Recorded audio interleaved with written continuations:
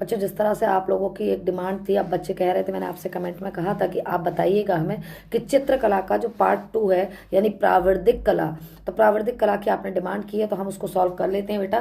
क्योंकि आपको हो सकता है कि किसी कोई कोई प्राविधिक कला करना चाहता है, कोई कोई आलेखन। आलेखन हमने इससे पहले वीडियो में कर दिया था, अब हम प्राविधिक के कर लेते हैं बेटा।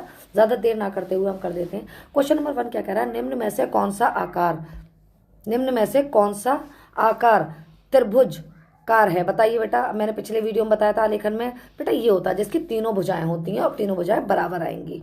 चलें अगला देखते हैं, क्वेश्चन नंबर 2 पर आते हैं बेटा। यदि बेलन का एक सिरा वृत्ताकार है और दूसरा सिरा होगा, क्या होगा बेटा, अगर एक वृत्ताकार है तो दूसरा भी वृत्ताकार ही होगा, यानी सी वाला जो है वो ऑप्शन, एक मिनट बेटा, ये रहेगा करेक्ट है आपका ऑप्शन बेटा। क्वेश्चन नंबर 3 कौन सा है देखते हैं।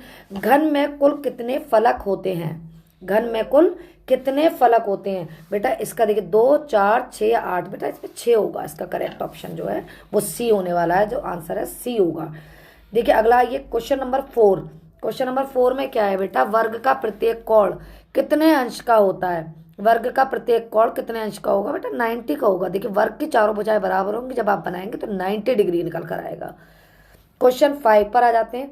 समबाहु त्रिभुज का प्रत्येक कोण होता है, समबाहु त्रिभुज का प्रत्येक कोण होता है बेटा कितने डिग्री का, बेटा इसमें होगा समबाहु त्रिभुज का प्रत्येक कोण होगा यानी कि वर्ग, ये होगा प्रत्येक कोण, ये होगा समबाहु त्रिभुज। देखो चारों भुजाएं जिसकी बराबर होती हैं तो वो क्या कहलाता है बेटा, वर्ग कहलाता है।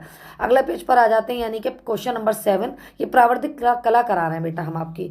तो देखिए यदि त्रिभुज की सभी भुजाएं बराबर हों तो वह कहलाएगा, क्या कहलाएगा बेटा, अगर त्रिभुज की सारी भुजाएं बराबर होंगी, समबाहु, विषमबाहु या कौन सा, तो बेटा समबाहु त्रिभुज कहलाएगा। ये देखिए आप, ये वाला इसका ए जो है ऑप्शन करेक्ट है। क्वेश्चन नंबर 8, किसी आयत की 2 संलग्न भुजाओं के मध्य कोण होगा। 2 संलग्न भुजाएं जो हैं, अगर आयत की जो 2 संलग्न भुजाएं हैं उसके मध्य का जो कोण होगा वो बेटा 90 डिग्री होने वाला है। ये वाला आपका करेक्ट ऑप्शन होने वाला है। क्वेश्चन 9 है बेटा, वृत्त का कोण होता है, क्वेश्चन 9, वृत्त का कोण होता है, कितना होता है वृत्त का बेटा कोण, वृत्त का बताइए कोण कितना होगा, अंदाजन ये बैठेगा आपका, देखिए कितना दिया 360 होगा बेटा। वृत्त का कोण जो होता है वो 360, देखिए आप, ये आने वाला है इसका। 10 समकोण कितने अंश का होता है, 10वां क्वेश्चन पे आ चुके हैं बेटा। देखिए आप बस चैनल को सब्सक्राइब कर दीजिए, आपकी डिमांड जैसे होती है हम बहुत मेहनत करके बेटा आपके लिए वीडियोस लाते हैं, जो आप कहते हैं हम लोग कर देते हैं, अपलोड कर देते हैं।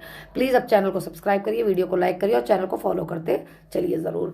देखिए समकोण कितने अंश का होता है, समकोण कितने अंश का होता है बेटा, इसमें आपको ये हम बता देते हैं, समकोण होता है बेटा 90 का, 90 डिग्री होता है। 11वें क्वेश्चन की तरफ बढ़ चुके हैं हम। निम्न में से कौन सा आकार वृत्त का है, भाई वृत्त, अब देखो पिछले मैंने जब आपने आलेखन करा था तब देखिए ये त्रिभुज है, ये वर्ग है, ये वृत्त है।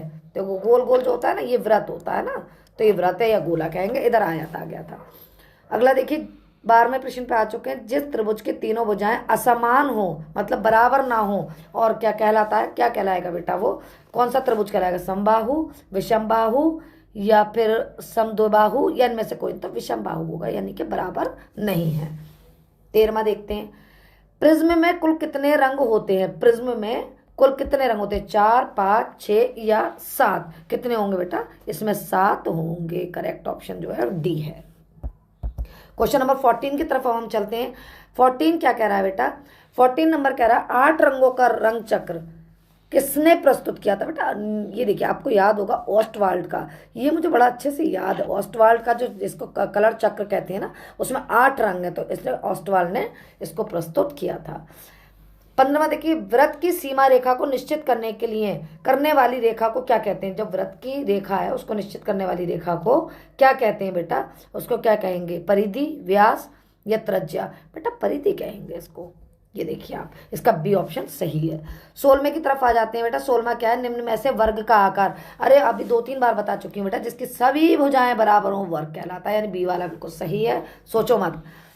17वां देखिए, कौन सा नंबर की पेंसिल से खींची गई रेखा सबसे हल्की होगी, कौन से नंबर की जो हम पेंसिल यूज करेंगे जिसकी रेखा सबसे हल्की होगी, तो सबसे हल्की कौन सी होगी बेटा, H, 2H, HB, 2b। बेटा 2h से खींची गई रेखा होगी सबसे हल्की।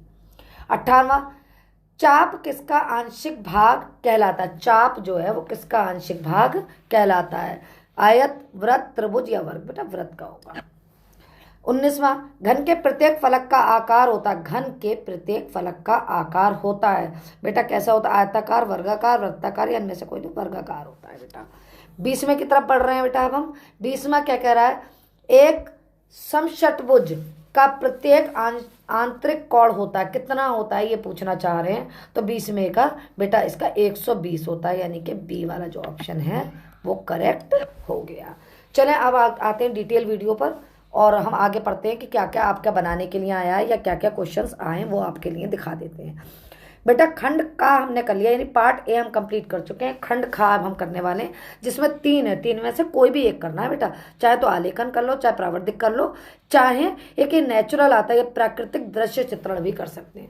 अगर प्राकृतिक दृश्य चित्रण करेंगे तो उसमें बेटा मेले में झूलते हुए झूला झूलते बच्चे बना सकते हैं आप, जिसका व्यास क्या मांग रहे हैं? जिसमें 20 सेंटीमीटर इंटू 25 सेंटीमीटर के आयत, मतलब आमने सामने की भुजाएं, आमने सामने की 2 भुजाएं बनेंगी 20 सेंटीमीटर की, 2 बनेंगी 25 की, और इनके अंदर ही बनाना है मेले में झूला झूलते बच्चे, किसान खेत में हल चलाते हुए। और चित्रांकन करते समय कुछ बातों का ये ध्यान रखना, ये आप देखिएगा। अगला देखते हैं आलेखन में क्या करना है हमें। आगे बढ़ो।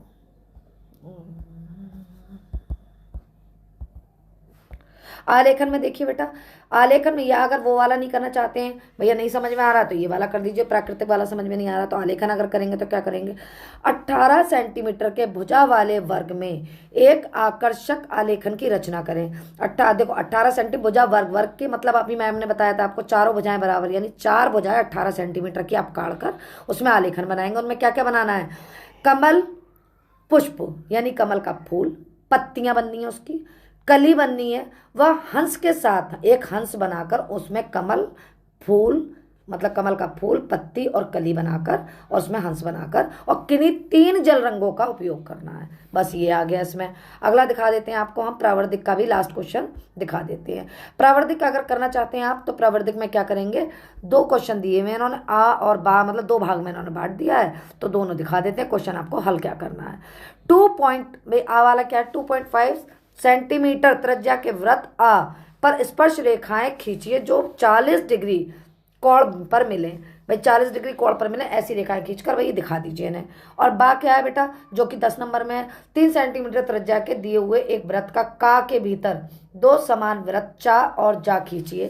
भाई एक वृत्त बनाना है, उसके अंदर 2 खींचने हैं, एक दूसरे को स्पर्श करें और दिए वृत्त को का को उसकी परिधि पर दिए गए 2 बिंदुओं गा और घा को भी स्पर्श करें। तो ये आप इसको हल कर सकते हैं। Thank you. अगली वीडियो अब आपकी हम चेक कर सकते हैं।